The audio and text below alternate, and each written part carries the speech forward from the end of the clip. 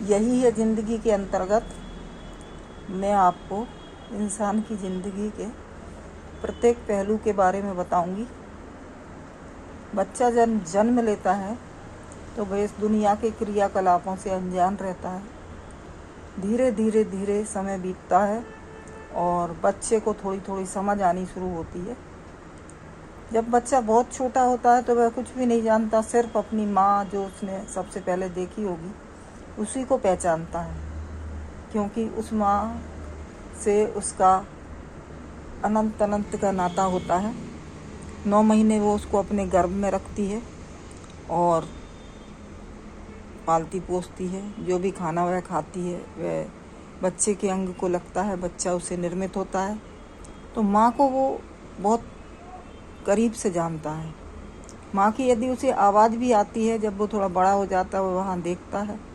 और माँ यदि किसी दूसरे बच्चा को लेती है गोद में, तो बच्चा 1-2 साल का ही भले ही हो, वो ये कहता है कि इस बच्चे को हटाओ और मुझे गोद में लो।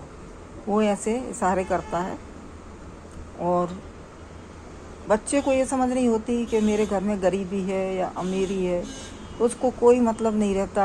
लगभग जब वह 4 साल के करीब होता है तब तक भी उसे ये मालूम नहीं होता कि मेरे घर में गरीबी है या अमीरी है, मुझे मेरे माँ बाप कैसे पाल रहे हैं। और वह बहुत अच्छी ज़िंदगी जीता है, क्योंकि उसे अमीरी गरीबी से कोई फ़र्क नहीं पड़ता।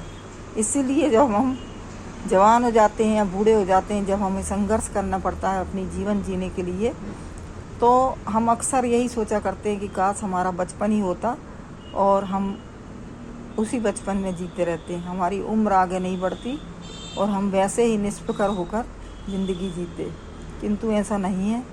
जैसे जैसे समय बढ़ता है वैसे वैसे इंसान भी बढ़ता है। जो बच्चे हमारे सामने पैदा होते हैं वही बच्चे बड़े होकर जवान भी होने लगते हैं।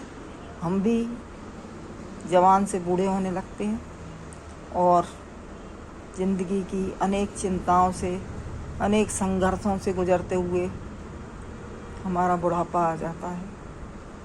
ज़िंदगी में अनेक दुख और संघर्ष देखने को मिलते हैं, किंतु इन संघर्षों से यदि आप घबराए तो आप जीवन में कभी आगे नहीं बढ़ पाएंगे। तो मेरा आपसे यही कहना है, मेरे प्रिय दोस्तों, मेरे जवान बेटे बेटियों, मेरे बच्चों, कि जीवन में आने वाले संघर्षों से कभी मत घबराइए। यदि आज आपका समय बुरा है तो कल आपका दिन अच्छा भी आता है। कहते हैं कि घूरे के भी दिन बदलते हैं, तो आपके भी दिन ज़रूर बदलेंगे। और आप मन में यही विश्वास रखिए, यही संकल्प लीजिए कि कैसा भी दुख आ जाए हमें घबराना नहीं है, हमें जीवन के संघर्षों का सामना करना है। क्योंकि ईश्वर ने भी हमें यही दिखाया है, भगवान राम ने भी यही दिखाया है कि जब उनको 14 वर्ष का वनवास हो गया तो वे नंगे पैर बिना चप्पल के, गर्मी में, सर्दी में, कांटों में, वो, उनके भाई लक्ष्मण, उनकी पत्नी सीता जी, तीनों चले जा रहे थे बिना इस बात की परवाह किए हुए कि हमारे शरीर को या पैर में दर्द हो रहा है। और उन्होंने ये संघर्ष करके हमारी दुनिया को ये समझाया कि संघर्षों से घबराना नहीं है, धैर्य रखना है और अपने कर्तव्य का पालन करना है। बेचारी सीता, जो कि नारी का एक रूप थी, उन्होंने भी दुनिया को ये संदेश दिया कि नारी पे अनेक दुख आते हैं, किंतु नारी को भी धैर्य रखना चाहिए।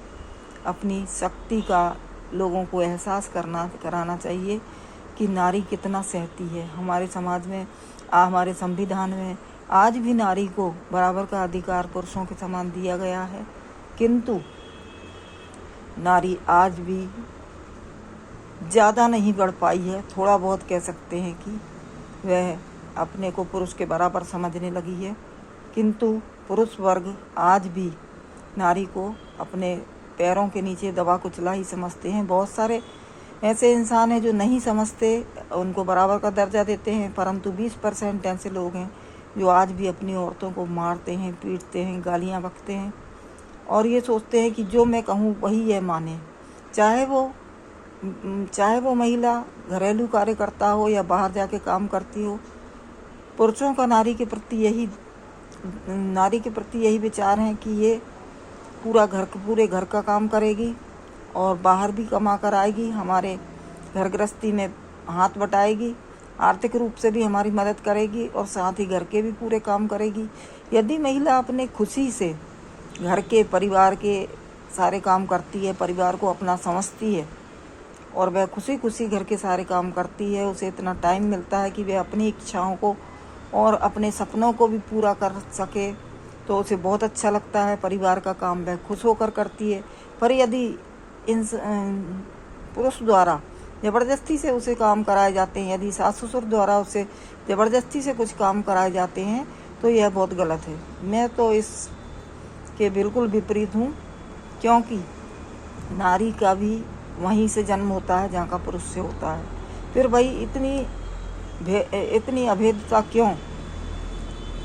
क्या नारी पुरुष के बराबर नहीं है? क्या उसका जन्म या उसका पालन पोषण वैसे नहीं होता?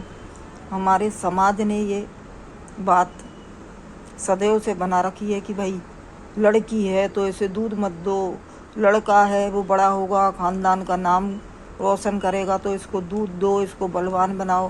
भाई लड़की को क्यों नहीं बलवान बनाओ? वो तो समाज में बहुत ही हेय दृष्टि से देखी जाने वाली चीज़ होती है, तो उसको भी बलवान बनाओ, उसको भी जिम भेजो। लड़के को भी तो भेज रहे हो जिम, उसको भी जिम भेजो, वह भी अपनी बॉडी बनाएगी ताकि समाज के दुष्ट और शराबी कबाड़ी व्यक्तियों से वह अपनी रक्षा कर सके। तो मेरा आप लोगों से यही कहना है कि जीवन में बहुत से संघर्ष आते हैं, बहुत से दुख आते हैं, किंतु आप इन दुखों से घबराइए नहीं, इनका डट कर मुकाबला कीजिए ताकि कोई भी दुख आपको हरा नहीं सके। क्योंकि आपने चींटी का भी उदाहरण देखा होगा। चींटी दीवार पर चढ़ती है, गिरती है, फिर उठती है, फिर चढ़ती है, फिर गिरती है, फिर उठती है, फिर चलती है। तो यही जीवन का भी नियम है। हमारे सामने संघर्ष आते हैं, फिर अच्छा समय आता है, फिर संघर्ष आते हैं, फिर अच्छा समय आता है। तो इससे घबराइए नहीं, अपने जीवन को अच्छे से जिए, अपने शौक़ पूरे कीजिए, किंतु नारी को भी अपने शौक़ पूरे करने दीजिए, क्योंकि उसका भी अस्तित्व है, वह भी अपने सपनों को पूरा करना चाहती है।